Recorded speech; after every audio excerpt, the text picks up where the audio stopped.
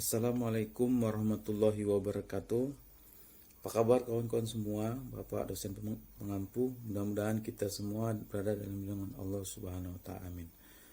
Baiklah, kami dari kelompok 2 akan mempresentasikan materi yang menjadi tugas dari kelompok kami, yaitu tentang peran dan tanggung jawab auditor internal, eksternal, dan perlindungan pemangku kepentingan.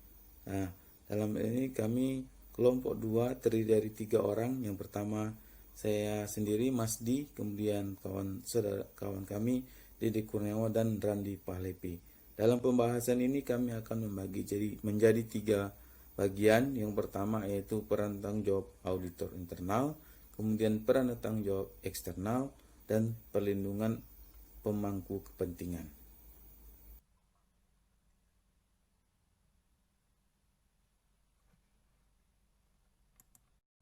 Baiklah, untuk sesi yang pertama ini saya akan menjelaskan tentang peran dan tanggung jawab auditor internal. Auditor internal adalah seseorang yang menjalankan aktivitas independen yang bertujuan untuk meyakinkan dan memberikan saran terhadap operasi perusahaan. Nah, kalau audit internal sendiri adalah aktivitas independen, keyakinan objektif, dan konsultasi yang dirancang untuk memberikan nilai tambah dan meningkatkan operasi organisasi. Audit tersebut membantu organisasi untuk mencapai tujuannya dengan menerapkan pendekatan yang sistematis dan berdisiplin untuk mengevaluasi dan meningkatkan efektivitas proses pengelolaan risiko, kecukupan kontrol, dan pengelolaan organisasi.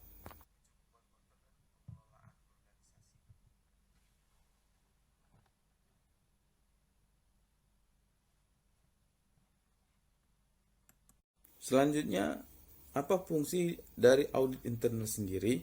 Nah, fungsi dari audit internal sendiri adalah yang pertama adalah mengawasi kegiatan-kegiatan yang tidak dapat diawasi oleh manajemen puncak. Kemudian yang kedua adalah mengidentifikasi dan meminimalkan risiko. Yang auditor internal memperluas persepsi tentang manajemen risiko dan meningkatkan upaya untuk meyakinkan bahwa manajemen semua jenis risiko organisasi telah diperhatikan dengan layak. Kemudian memvalidasi laporan ke manajemen senior. Kemudian selanjutnya adalah membantu manajemen pada bidang-bidang teknis yang diperlukan.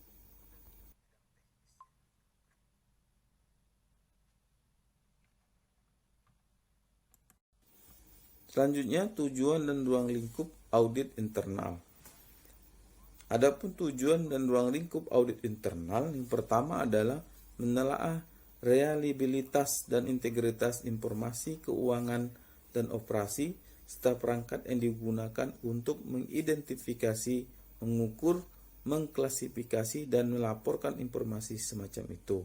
Yang kedua adalah menelaah sistem yang ditetapkan untuk memastikan ketaatan terhadap kebijakan, perencanaan, prosedur, hukum, dan peraturan yang dapat memiliki pengaruh signifikan terhadap organisasi dan laporan serta menentukan apakah organisasi telah mematuhinya.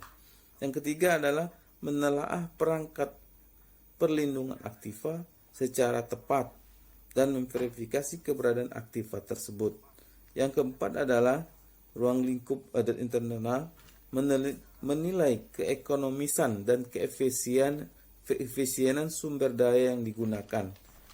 Selanjutnya yang kelima adalah menelaah operasi atau untuk memastikan apakah hasilnya konsisten dengan tujuan dan sasaran telah ditetapkan, serta apakah operasi atau program itu telah dilaksanakan sesuai dengan yang direncanakan.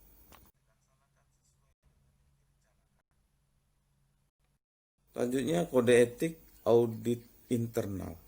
Bagi profesi audit internal, kode etik merupakan hal yang sangat penting dan diperlukan dalam pelaksanaan tugas profesional, terutama yang menyangkut manajemen risiko, pengendalian proses tata kelola.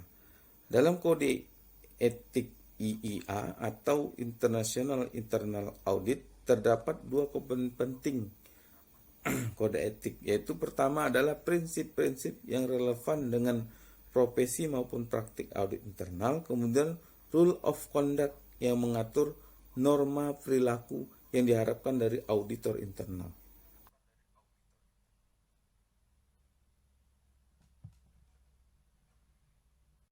Selanjutnya, prinsip-prinsip dalam kode etik. Yang pertama, integritas.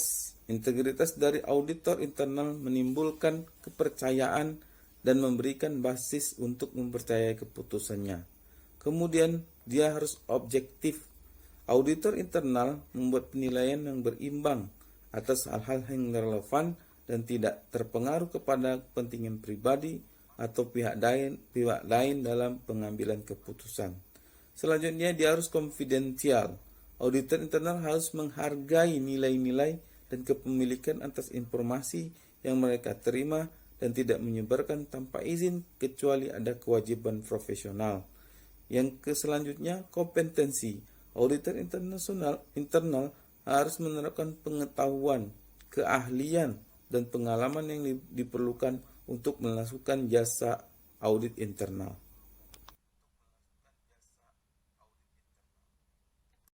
Selanjutnya kita lihat kode etik auditor internal.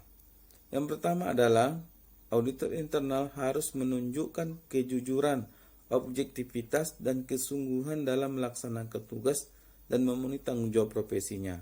Kemudian kedua adalah auditor internal harus menunjukkan loyalitas terhadap organisasi atau pihak lain yang dilayaninya. Kemudian selanjutnya, auditor internal tidak boleh secara sadar terlibat dalam tindakan atau kegiatan dapat mendiskreditkan profesi auditor internal atau mendiskreditkan organisasinya. Kemudian, auditor internal harus menahan diri dari kegiatan-kegiatan yang dapat menimbulkan konflik dengan kepentingan organisasi. Selanjutnya, auditor internal tidak boleh menerima imbalan apapun dari karyawan, klien, pelanggan, pemasok, ataupun mitra bisnis organisasi, sehingga dapat mempengaruhi profesionalnya. Auditor internal hanya melakukan jasa-jasa yang dapat diselesaikan dengan menggunakan kompetensi profesional yang dimilikinya. Auditor internal harus mengusahakan berbagai upaya agar senantiasa memenuhi standar profesional audit internal. Kemudian, auditor internal harus bersikap hati-hati dan bijaksana dalam menggunakan informasi yang diperolehnya.